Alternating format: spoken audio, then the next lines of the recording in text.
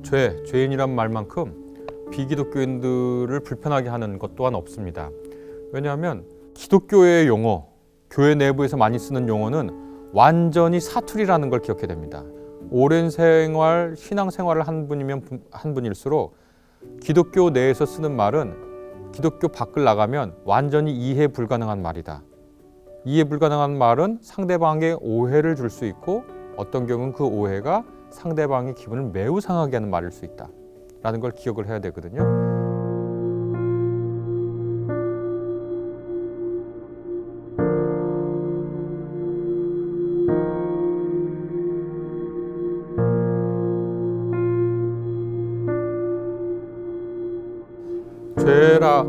죄인이란 말만큼 비기독교인들을 불편하게 하는 것 또한 없습니다. 왜냐하면 대부분의 분들이 선의를 가지고 나름대로 선하게 살려고 노력을 한 거거든요. 그런데 오늘날의 죄인이란 말은 윤리적, 도덕적, 법적 의미를 띠잖아요. 나는 한 번도 현실법을 어긴 적이 없어요, 나는. 그런데 나를 죄인으로 부르면 부당한 거죠. 나는 심지어 거짓말도 잘 안 하고 정직하게 살려고 해요. 어려운 사람이 있을 때 도우려고 노력을 했어요. 그러니까 내가 비윤리적이거나 무윤리적이지도 않아요. 윤리적인 선택을 하려고 노력을 했어요. 완벽하진 못하지만 그렇게 살아오려고 했어요. 그런데 나한테 죄인, 너는 죄인이야 라고 부르면 내 도덕성을 의심하는 말이고요. 기분이 나쁘죠.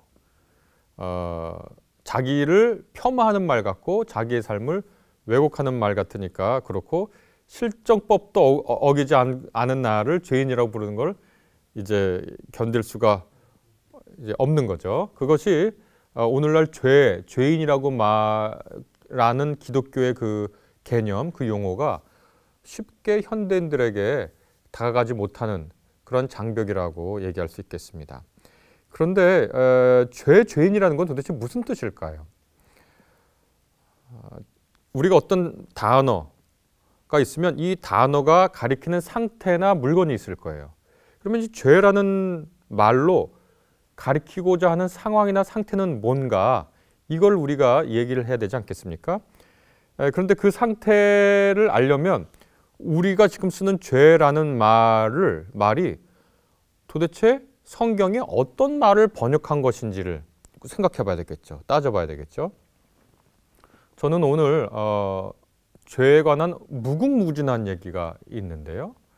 그 죄에 관한 무궁무진한 얘기 가운데 하나의 얘기를 하려고 하고요.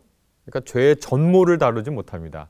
성서에는 죄에 대한 굉장히 풍부한 얘기가 있기 때문에 전모를 다루지 못하고 오늘날 사회에서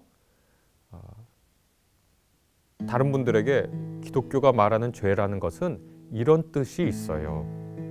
죄라는 뜻은 이만큼 한데요. 제가 오늘날 사회에선 이런 얘기를 할 수 있을 것 같아요 하고 말할 수 있는 죄의 한 부분을 여러분에게 이제 말씀드리려고 합니다. 죄라는 말 우리가 매주 또 어떤 분들은 매일 외우는 주기도문에 보면 그게 나와 있잖아요.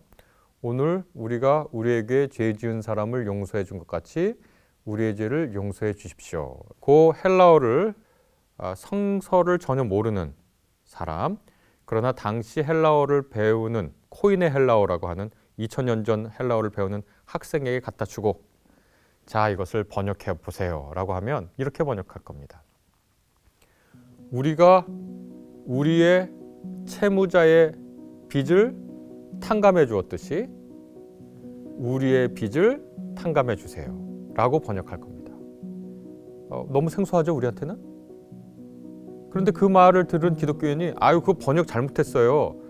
우리가 우리에게 죄 지은 사람을 용서해 준 것처럼 우리의 죄를 용서해 주세요 라고 번역해야 돼요 라고 하면 그 헬라어를 배우던 학생은 깜짝 놀랄 겁니다. 지금 죄라고 번역하신 그 단어는요 빚이라는 뜻의 오페일레마라는 단어고요. 용서해 주세요 라고 지금 번역한 그 말씀하신 거는요 그 빚을 탕감해 주다 라고 하는 아피에미 동사예요.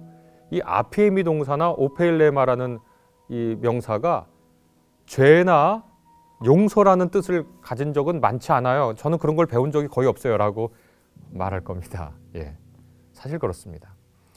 우리가 주기도문에서 죄라고 번역하는 그 단어, 아까 말한 오페일레마, 용서하다라고 말하는 아피에미, 이 두 단어 모두 1차적인 뜻은 빚이라는 뜻이고, 그 다음에 그 빚을 면제해줬다라는 뜻이거든요. 그러니까 이렇게 됩니다. 우리가 어떤 한 사태가 있고 이 사태를 죄라고 말했는데 이 사태를 빚이라고도 말할 수 있다.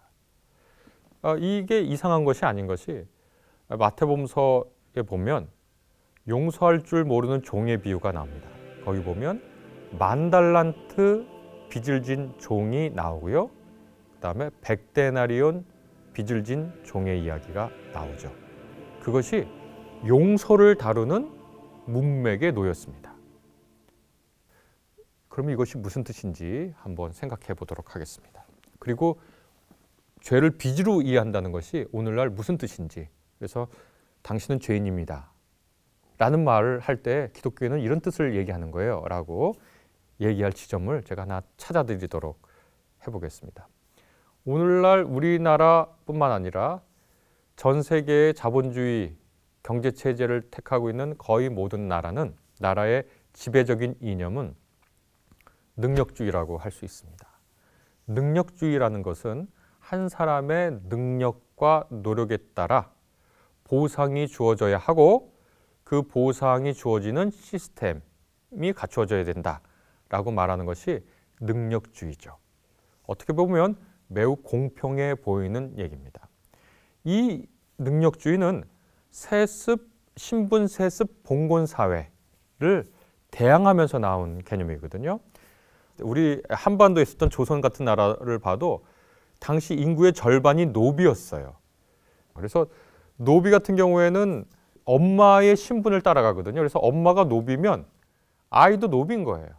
그 노비의 신분은 세습됩니다. 노비는 아무리 능력이 뛰어나도 노비입니다. 아무리 훌륭한 업적을 세워도 노비예요. 신분 사회에서 신분은 그가 가진 최고의 자원입니다. 서양 사회도 마찬가지입니다. 서양 사회도 귀족은 계속 귀족이고요. 왕과는 계속 왕과예요. 물론 정치적 격변이나 경제적 격변 때문에 귀족과 왕과가 바뀔 수가 있죠. 그러나 평상시에 대체적으로는 왕과는 왕과고 귀족은 귀족이에요. 그 신분이 바뀌지가 않습니다. 이런 사회에서는 한 사람의 능력과 노력이 그 사람의 운명을 바꾸지를 못해요. 그러니까 신분세습 봉건 사회에서 자본주의 사회로 이행할 때 능력주의라고 하는 이념은 매우 많은 사람들에게 매력적인 것이었고, 어떻게 보면 당시 사람들에게 혁명적인 거였습니다. 노비들에게, 조선시대 노비사회의 노비들에게 당신의 능력과 노력에 따라서 당신의 신분이 바뀔 수 있고 사회에 기여할 수 있다라고 얘기하면 정말 그것은 희소식으로 들렸을 거예요. 아, 그럼 내가 노력하면 내 신분을 바꿀 수 있구나 라고 희소식으로 들렸을 거예요. 그러나 자본주의가 심화되고 발전하고 오늘날 같은 사회에서 능력주의는 일종의 비판에 직면하게 됐습니다. 최근 10년 들어 이 능력주의를 비판하는 각종 글들과 책들이 쏟아지기 시작했습니다. 물론 그 시초는 1958년에 마이클 영이라고 하는 분이 쓴 능력주의의 출현이라는 데에서부터 시작했는데요. 이 마이클 영은 능력주의의 출현이라고 하는 일종의 소설에서 제 기억에는 2033년인가를 시점으로 해서 그걸 돌아보는 거예요. 자기가 지나왔던 세월들을. 그러면서 미래 사회를 그리는데요. 능력주의가 완전히 실현된 미래 사회. 그 사회는 어떤 사회일까요? 디스토피아, 곧 불행하고 우울한 사회로 그렸습니다. 다시 말해서 능력주의가 완전히 실현된 사회는 모두가 우울할 수밖에 없는 디스토피아라는 겁니다. 왜 그럴까요? 능력주의는 공평, 정의, 공정을 얘기하지만 실제로 공평하고 공정하고 정의가 능력주의의 그 목표에 다다를 수 없기 때문입니다. 기본적으로 어떤 한 사람의 능력이라는 것은 부모로부터 타고나는 겁니다. 한 부모가 있는데 자식들이 여럿 있으면 어떤 자식은 공부를 잘해요. 어떤 자식은 운동을 잘해요. 어떤 자식은 둘 다 못해요.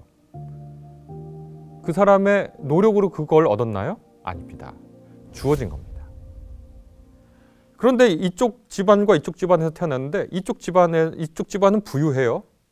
그래서 공부를 조금 잘할 수 있는 환경인데 어마어마한 사교육 투자를 해서 아주 우수한 성적을 거둬요. 그리고 이쪽 집안에 태어난 한 사람은 이 사람보다 공부를 잘할 재능을 운 좋게 타고났어요. 그런데 집안이 어려워요. 그래서 사교육 같은 것, 그 다음에 교육에 대한 관심이 거의 없어요. 성적이 이 학생보다 떨어질 수밖에 없어요. 능력주의는 한 사람의 능력과 노력에 대한 보상이라고 하는데 처음부터 태어날 때부터 공평하지 않고요. 공평할 수도 없고요. 태어난 개인도 공평한 출발선에 서 있는 것은 아닙니다. 그래서 태어날 때부터 능력주의 전제는 성립하지 않고 태어난 후라도 능력주의 전제는 성립하지 않습니다. 2015년 조사에 따르면 소득이 높은 층과 소득이 낮은 층을 비교했더니 거의 10배, 7배에서 10배가 달하는 교육비 차이가 납니다. 이것은 한 개인의 능력으로 회복할 수 있는, 따라잡을 수 있는 것이 아니에요.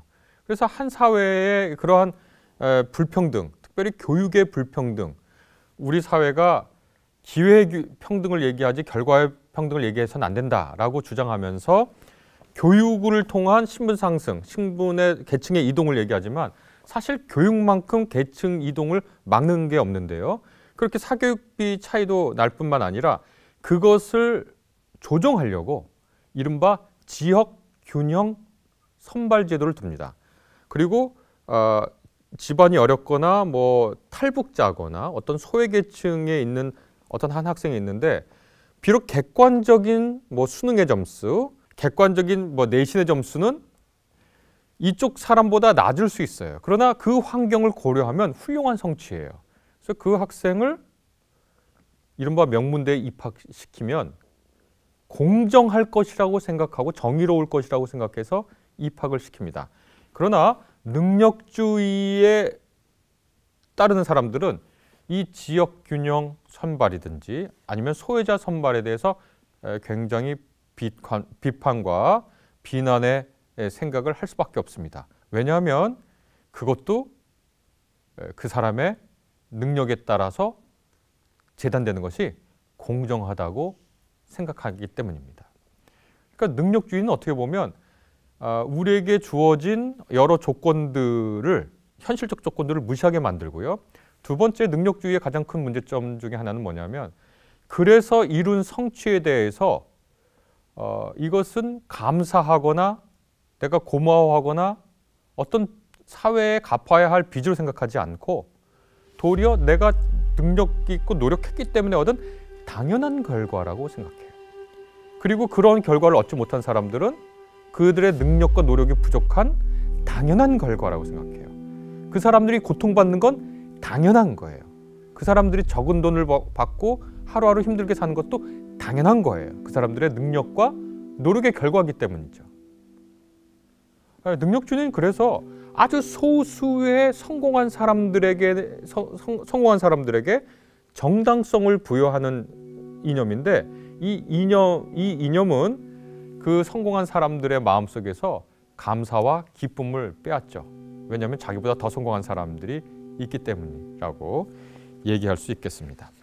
이런 상황에서 기독교는 무엇을 얘기하냐면 우리 모두가 죄인이라고 말을 하거든요. 제가 아까 그 죄라는 말, 그 말은 빚이라는 말로 바꿀 수 있다고 얘기를 했는데요.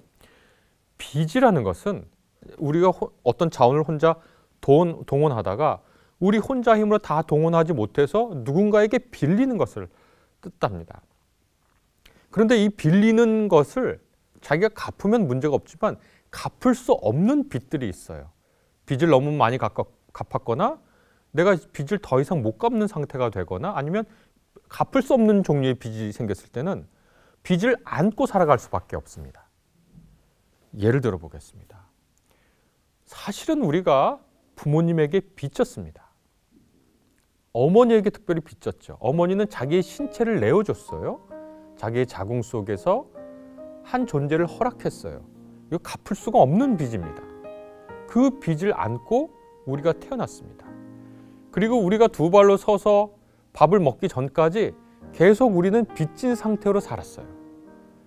부모는 기꺼이 그 자식들에게 빚을 줬어요.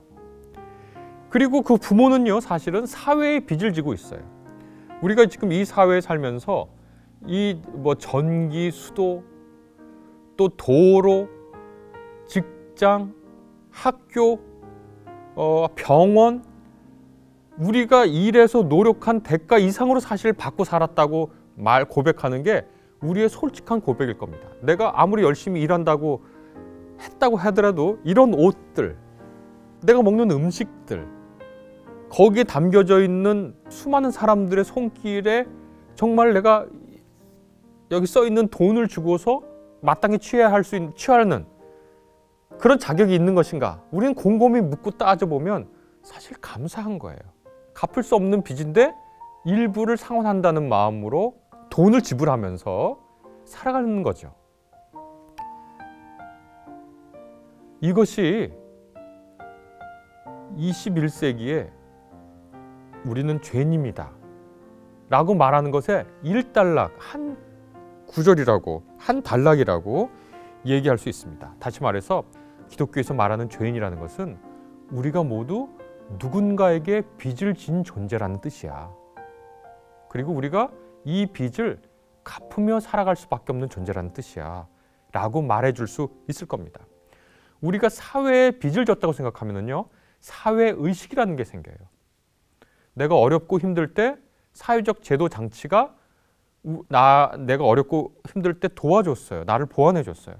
그러면 사회의식이라는 게 생기고 공동체의식이라는 게 생겨서 누군가 어려움에 처했을 때 그 사람이 거기서부터 헤어나지 못할 때 내가 그 사람에게 도움을 줄 수 있는 사회적 제도와 장치를 마련해주고 싶어 해요. 마땅히 그러한 사회가 된다고 생각해요. 사회의식이 생긴 거예요.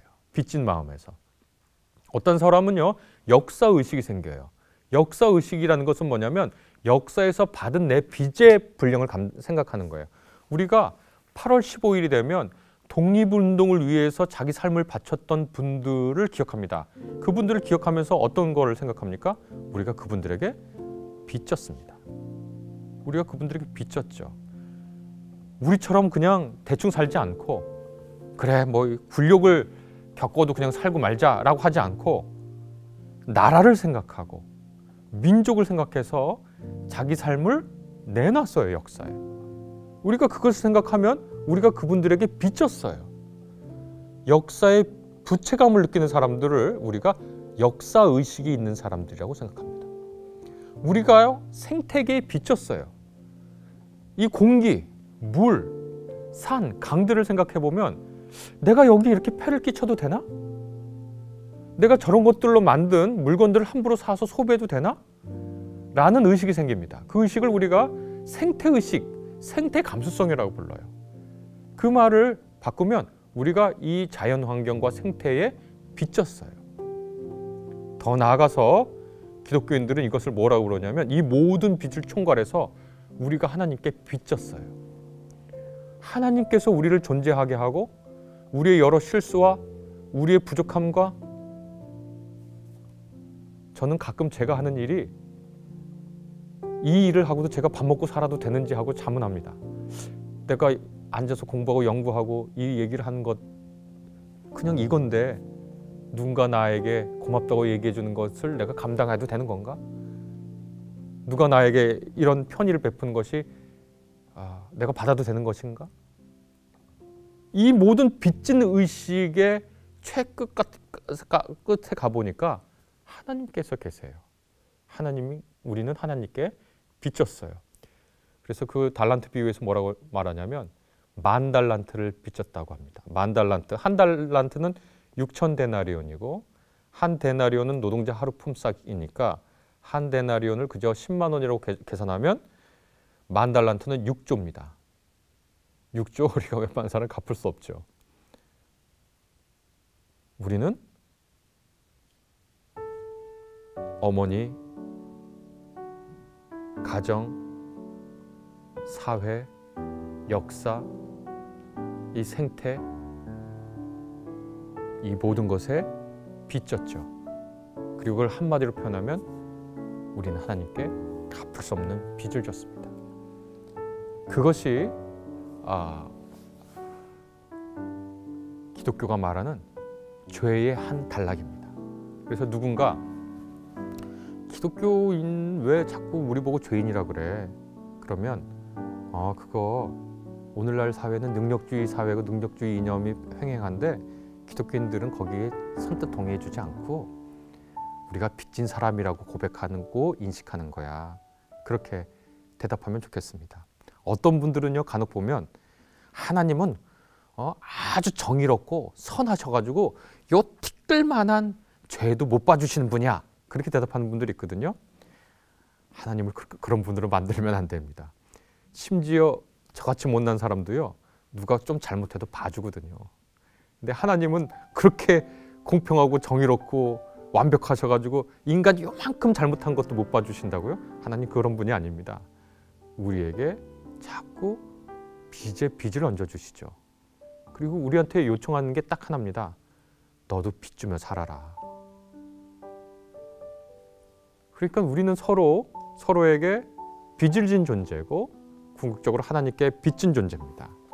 이것이 죄라는 큰 말이죠. 그 큰 말을 오늘 다 설명해드리지 못하지만 그 죄의 한 면, 기독교의 죄라는 용어를 전혀 모르는 분에게 다가갈 수 있는 말이 아닌가 싶습니다.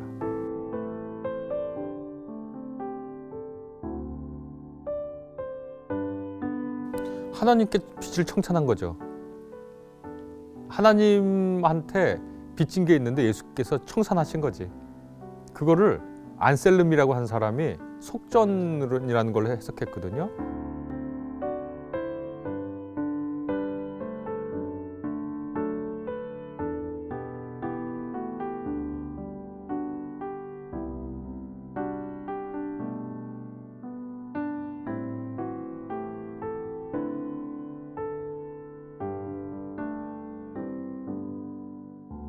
하나님께서 인간에게 한없는 빚을 주셨어요. 근데 예수께서 그 빚을 갚으셨죠. 어떻게 갚았냐면 완전히 순종하셔서 아유 그래 너 그렇게 했구나.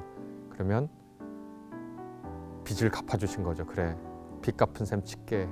그런데 사실 하나님께서 그렇게 예수 그리스도의 행위를 보고서 우리가 갚아야 할 빚을 예수님께서 갚아주시는 그걸 보고 우리는 그걸 또 그걸 은혜라고 부르잖아요. 은혜라고 부르면서 우리는 어떻게 은혜 입은 사람으로 사는데 은혜란 말도 다른 거 아니잖아요.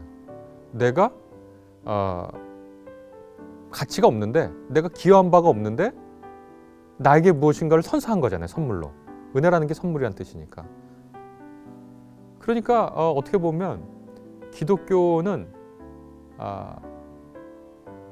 하나님께서 우리에게 빚 주시고 거기에 탕감하시고 더한 은혜를 주시면서 너희도 은혜의 세계 안에 살아라. 내가 너희 10,000달란트를 탕감했듯이 100데나리온 탕감하고 살아라. 그런 얘기 아닌가? 빚진 자고 우리가 빚준 자로, 빚을 주는 자로 살아가는 모습이 기독교인의 모습이 아닌가 생각하죠.